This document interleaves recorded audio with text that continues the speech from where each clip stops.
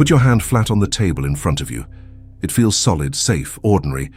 Now look at the empty space just above it, the gap between your fingers, the air, the nothing. It looks dead. It isn't. That nothing is full of energy. A faint, invisible pressure built into space itself, quietly pushing the entire universe apart from the inside. Here's the part that should keep you up at night. If the energy hidden in that little gap was stronger, by a fraction so small you'd have to write a 1 followed by 120 zeros, every atom in your hand would be ripped apart faster than you could blink. A fraction weaker, and the universe would have crushed itself back into a single dot billions of years before Earth was ever an idea. Physics calculated how much energy should be in that empty space. Then it measured the real amount. The two numbers disagree by 10 to the power of 120. That is not a rounding error. That is the worst prediction in the history of science. And the reason it's wrong is the only reason you're alive to hear about it. So what is holding the most dangerous number in physics exactly where it has to be? Start with the empty space itself, because it's lying to you. Quantum mechanics, the same physics that gave us lasers, transistors, and every chip in every phone you've ever held, says the vacuum is never truly empty. Particles flicker in and out of existence everywhere, borrowing energy from nothing and vanishing in a heartbeat. This isn't poetry. Put two metal plates a hair apart inside a perfect vacuum and they get pushed together, gently but measurably, by the pressure of pure nothing. It's called the Casimir effect, predicted in 1948 and confirmed in a lab in 1997. Empty space pushes back. For decades we assumed that push across the whole cosmos was simply zero. Clean. Nothing to explain. Then, in 1998, two independent teams of astronomers aimed their instruments at distant exploding stars, expecting to clock how fast the universe was slowing down. Every textbook said it had to be slowing. Gravity pulls, things coast to a stop. That's how throwing a ball works. The universe wasn't slowing down.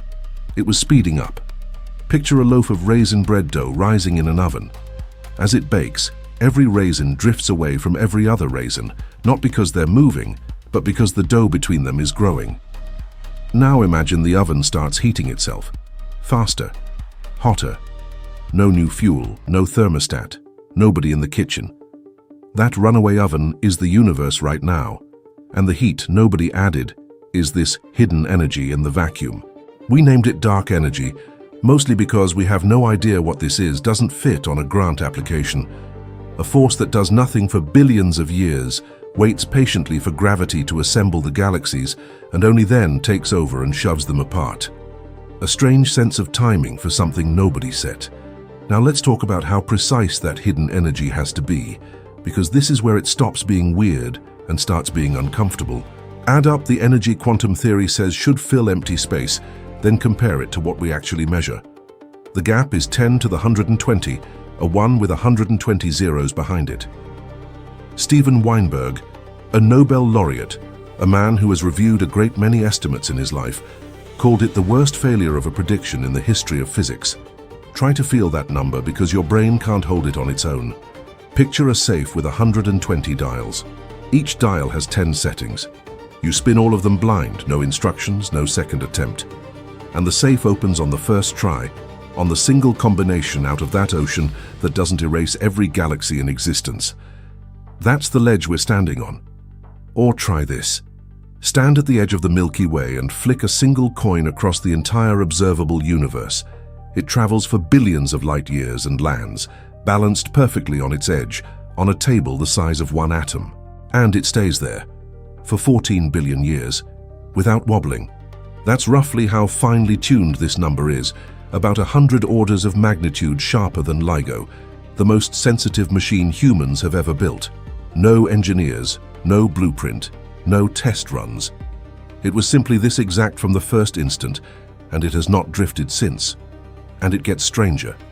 To land on this value, something had to cancel that catastrophic vacuum energy almost perfectly, like subtracting 2 mountains and being left with a single grain of sand.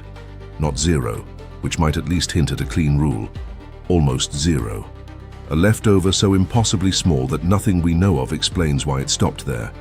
Because if it were off, even slightly, stronger and matter scatters before a single star can form. The sky stays a cold fog of hydrogen forever. Weaker and gravity wins and everything collapses back to a pinpoint. Either way, no stars, no carbon, no biology, no you. So the question stops being, what is this number? And becomes something worse. Why is it this one? Here's the twist that should bother any engineer. That same vacuum energy, the thing balanced on a knife edge to keep you in one piece, is also the largest energy reservoir in the universe. Every star, every black hole, every nuclear reaction in the observable cosmos is a rounding error next to the energy theoretically locked inside a single cubic centimeter of empty space. So, of course, we've tried to touch it. NASA's Eagleworks lab spent years chasing a warp field concept, the idea that you could bend space the way this vacuum energy does and ride it faster than light. DARPA has funded studies on pulling usable power out of the Casimir effect. Physicists have sketched the Alcubierre drive on paper for 30 years. We've built particle accelerators the size of cities just to peek at the math underneath. And the results? The warp signal one lab thought it had measured turned out to be noise. The vacuum energy we can actually extract is so close to nothing, it's almost a rounding error on a rounding error. We are trying to bottle the force that runs the entire universe, and so far the universe has handed us a sealed jar and walked away. We can write the equation. We can measure the number to staggering accuracy. We just can't reproduce it, can't tap it, and can't say what's holding it steady. The smartest species we know of with its city-sized machines stands next to this number like a toddler next to a locked vault. Strange, isn't it, that the one setting keeping the universe alive is also the one it refuses to let us copy. So pull it all together. Empty space should be violent. The math says it should hold enough energy to tear every atom apart or to crush the cosmos back into a dot.